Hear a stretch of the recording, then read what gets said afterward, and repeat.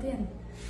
Šodien es īsumā pastāstīšu par to, kāpēc tad būtu vēlams apmeklēt zobārstu, arī tad, ja nav nekādas sūdzības par zobu sāpēm. Es pastāstīšu gadījumu, kas notiek zobārstā praksē diezgan bieži. Piemēram, atnāk pacients, mēs apskatām viņa zobus, uztaisam nepieciešamos rentgenus un atklājas, ka kaut kur ir izveidojušies kariozie bojājumi. Mēs to pasakām pacientam, un bieži vien pacients atbild, bet man taču nekas nesāp. Tā ir diezgan bieža raksturīga pacientu kļūda, ka ir tā doma, ka pie zobārsta man jāiet tad, kad kaut kas jau sācis sāpēt. Patiesībā nē. Visbiežāk zobs sāk sāpēt tad, kad ir inficējies zoba nervs. Tas nozīmē, ka tas caurums jau ir tik liels, ka ir sasniedzis zoba nervi.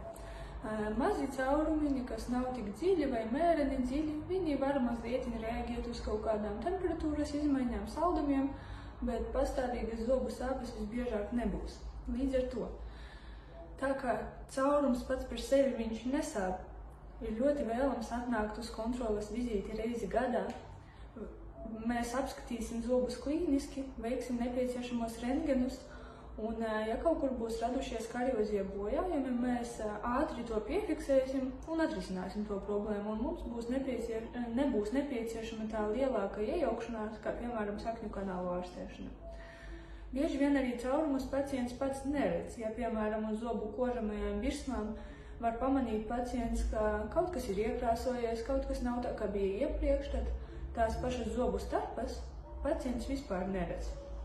Sevišķi, ja zobiņi netiek diegoti pastāvīgi, tur var izveidoties caurumiņi, un pacients nemaz neredz, ka tur kaut kas notiek. Līdz ar to mums tie kontroles rentgeni ir diezgan nepieciešami. Reizi gadā tos būtu nepieciešams veikt, lai kontrolētu, vai nav kaut kas attīstījies. Obligāti nāciet, nebaidieties, kontroles vizītes var apvienot ar higienu, lai jums būtu ērtāk. Mēs paskatīsimies, vai nekas jauns nav parādījies, un ja kāda problēma būs radusies, mēs to ātri atrisināsim, un mums nevajadzēs lielāku iejaukšanos, kā piemēram sakņu kanālu ārstēšana. Droši nāciet, mēs jūs gaidām!